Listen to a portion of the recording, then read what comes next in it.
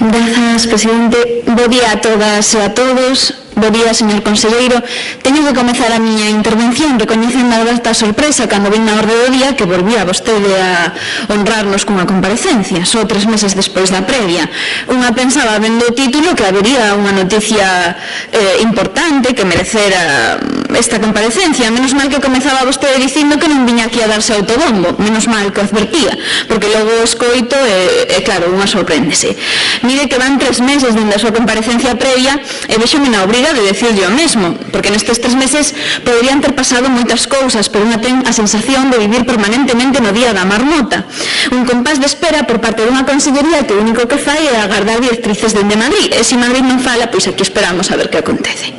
Seguidismo total e acrítico, que o mesmo serve para defender unha cousa ou a contraria, coa convocatoria pública de emprego, por exemplo, xa se comentou aquí, coas reválidas, cos libros de texto, que sí que agora aquel programa de gratuidade dos libros de texto do goberno bipartito, agora polo visto non é tan malo, agora está ben.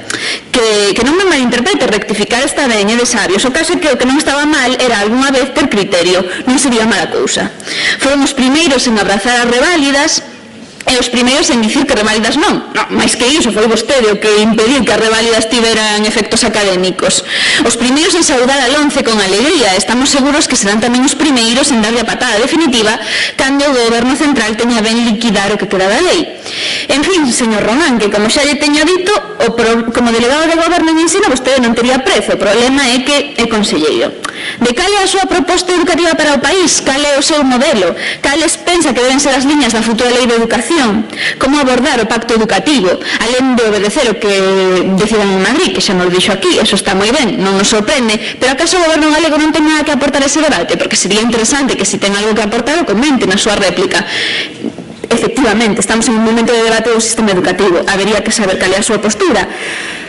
Nada ten que comentar sobre cales son as materias máis relevantes, como loitar verdadeiramente pola igualdade de oportunidades, como combater a perda de servizos educativos no rural, como recuperar os dereitos do profesorado, como arranxar as deficiencias de conservación e mantemento nos centros, como reverter case unha década completa de recortes. En definitiva, nada que comentar sobre como adaptar a escola galega aos retos do noso tempo, porque diso dixo pouco, moi pouco.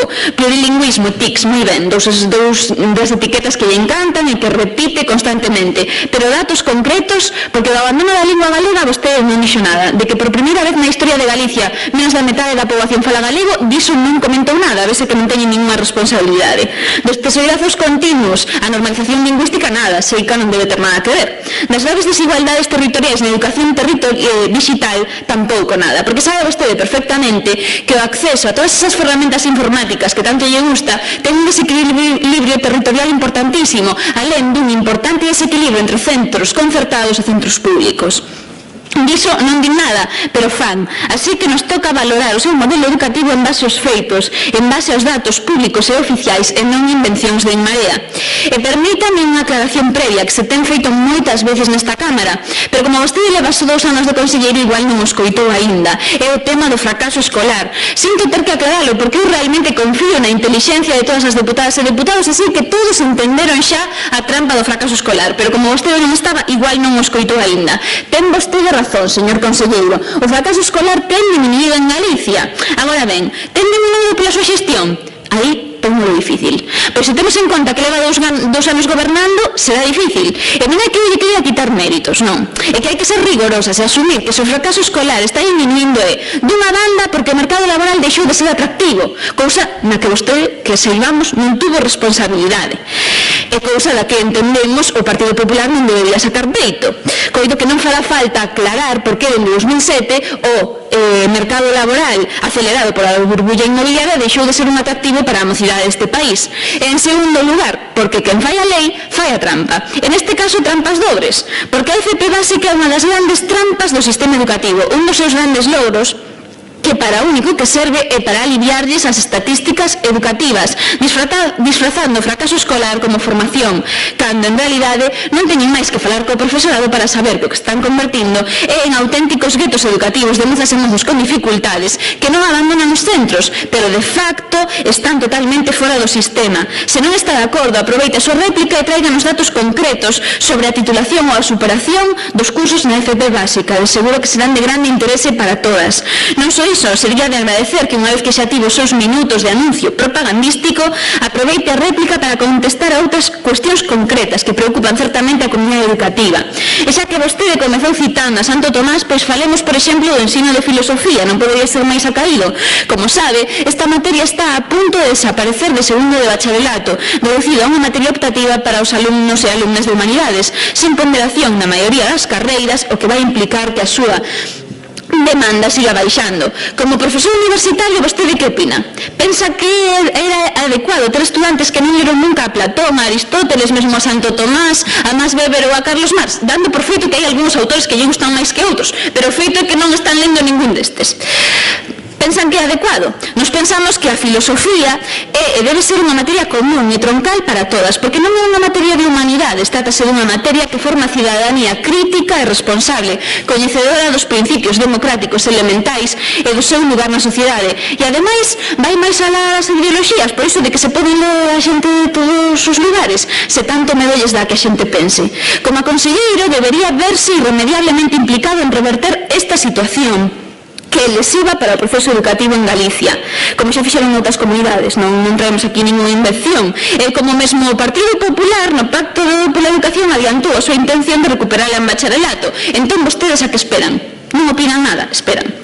Queremos falar máis das reválidas. Xa lle digo, hoxe foi abraiante escoitar nesta Cámara que se as reválidas non teñen efectos académicos foi grazas a esta consellería.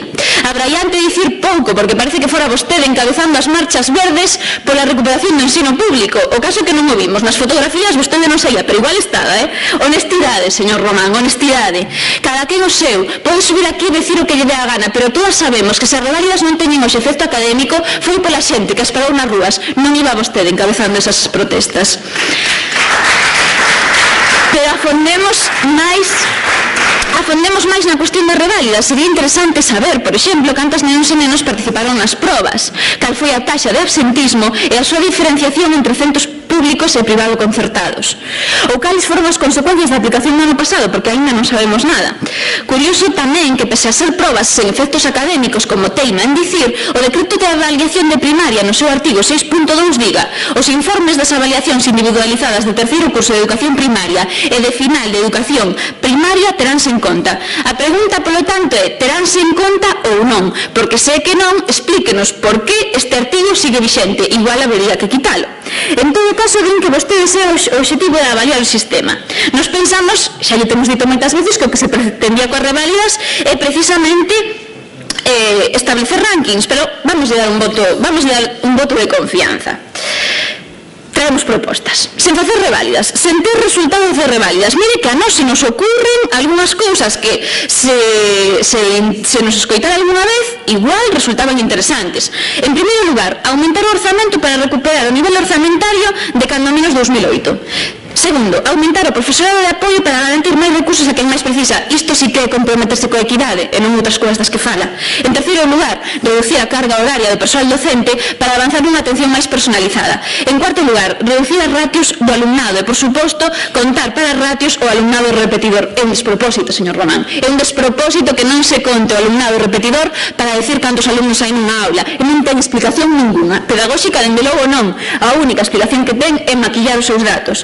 En quinto lugar, recuperar o investimento na atención á diversidade como un dos eixos fundamentais para un ensino público de calidade. Vostede sabe, señor Román, perfectamente que non se está facendo. Sabe que hai decenas de escolas que denuncian ter menos especialistas dos que precisan, profesorado desbordado, que se siente incapaz de atender todas as necesidades. Precisamos máis especialistas de pedagogía terapéutica, máis especialistas en audición e linguaxe, pero non como un número para engordar as súas estadísticas. Precisamos eses especialistas ocupando eses postos e non reconvertidos en profesorado de apoio de primaria. Como dicía antes, quen fai a medida fai a trampa. Fíjese que son medidas concretas e necesidades de reválidas, pero queremos escoitalo falar tamén sobre os centros educativos no rural. Como sabe, cada ano péchense decenas de aulas. Son moitas as familias que se teñen posto en contacto con Marea para manifestarnos a súa preocupación. Estaría ben que ocupe o seu turno de réplica e nos diga se ten pensado alguna proposta concreta, porque nos pensamos que urxe abordar un plan específico para o ensino no rural, de xeito que garantamos a igualdade de oportunidades de todas as nenas e nenos do país.